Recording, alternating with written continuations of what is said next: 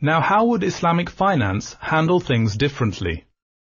Using the $5 billion example, Islamic banks could provide $5 billion of financing for infrastructure, literacy, healthcare, or sanitation programs, to name a few. An Islamic bank could have arranged for the $4 billion construction of a natural gas pipeline and delivered it to Nigeria for $5 billion using an istisna'. Or taken an equity stake in a highway project and shared in profits and losses using musharaka or mudaraba. Or purchased commodities and sold them at a premium using a murabaha. Or structured a project financing using an ijara sukuk. These names may sound new to you, but as we explain them in our training modules, they're much like conventional equity, trade, and lease-based instruments already familiar to most bankers. Islamic finance, after all, permits legitimate profit. We're not asking that everything be changed, just the harmful parts, and eliminating interest would be the first step. In all of these cases, the bank could not have charged more than the initial financing premium. So if the Islamic bank was owed $5 billion, that could never turn into $44 billion or even $6 billion. The debt would have to be fixed. Throughout our training modules, we'll show you how these and other Islamic finance products operate. Let's take another example of how Islamic finance is different from conventional finance. This time, let's make it a little bit more relevant to our day-to-day lives. Nick the home buyer. In 2009, Nick lost his job, his house, and all the money he had spent paying off his mortgage. The property bubble that triggered the global financial meltdown could not have happened if the properties had been financed Islamically. Why? Because a conventional bank merely lends out cash. Legally, it can keep lending this cash over and over, well above its actual cash reserves. An Islamic bank, on the other hand, has to take direct ownership of an actual asset, whether for a longer period in a lease or partnership, or a shorter period in a sale or trade. Islamic finance always limits the institution to an actual asset. The next time anyone wonders whether Islamic banking is just dressed up conventional banking, ask them to show you a single major consumer bank that co-owns actual properties with their customers.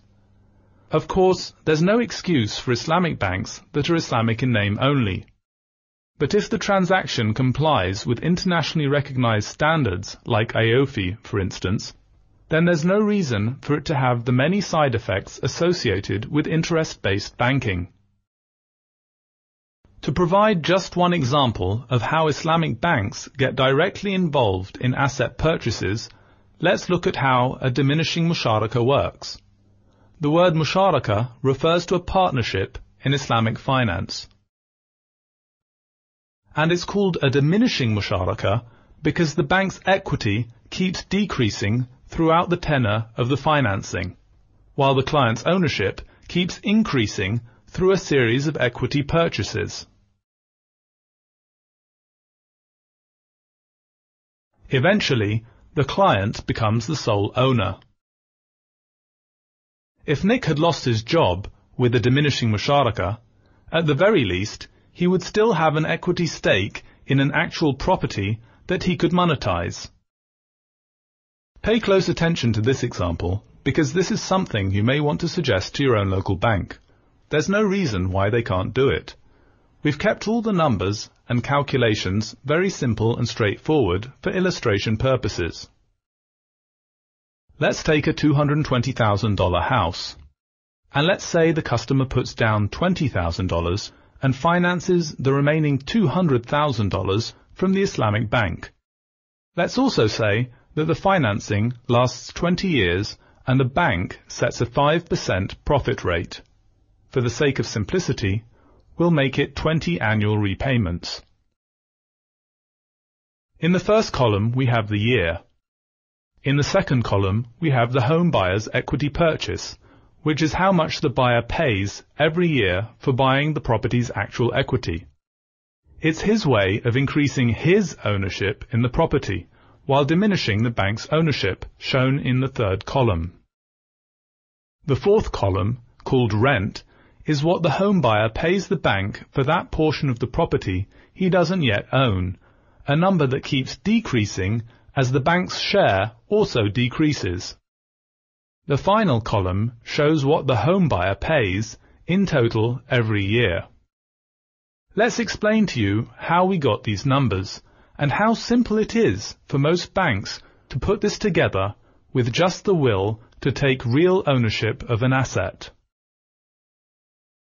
Let's go through each column one by one.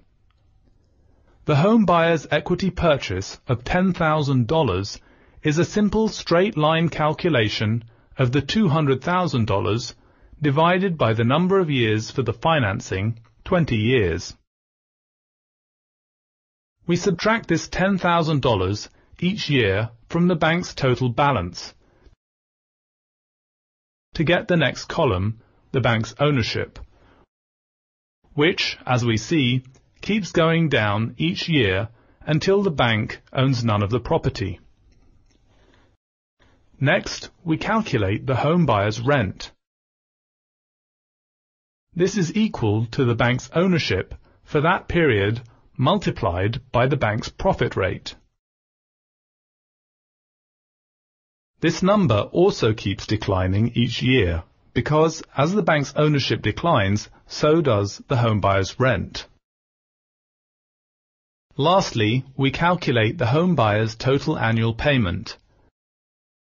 This is simply the home buyer's equity purchase plus his rent.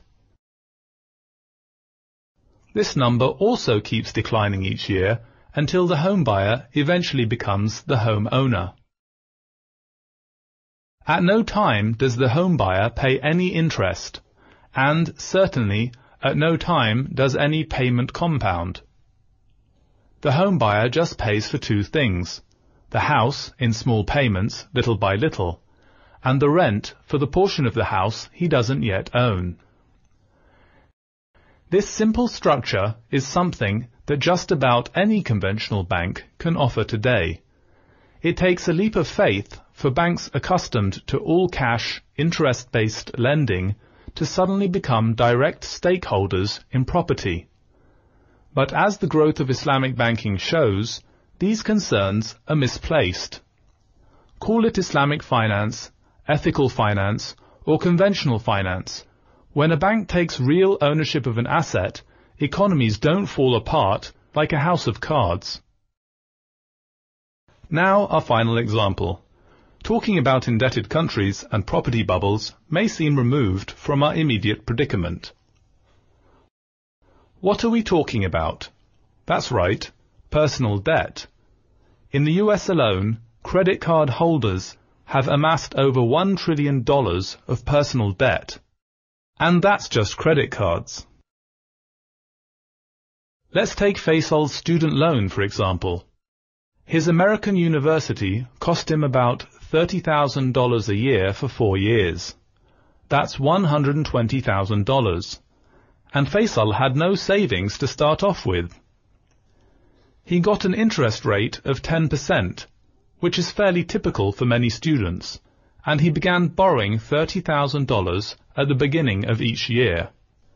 3 years after graduation, he began paying off his student loans at the rate of $20,000 per year. Can you guess how long it took Faisal to pay off his entire loan?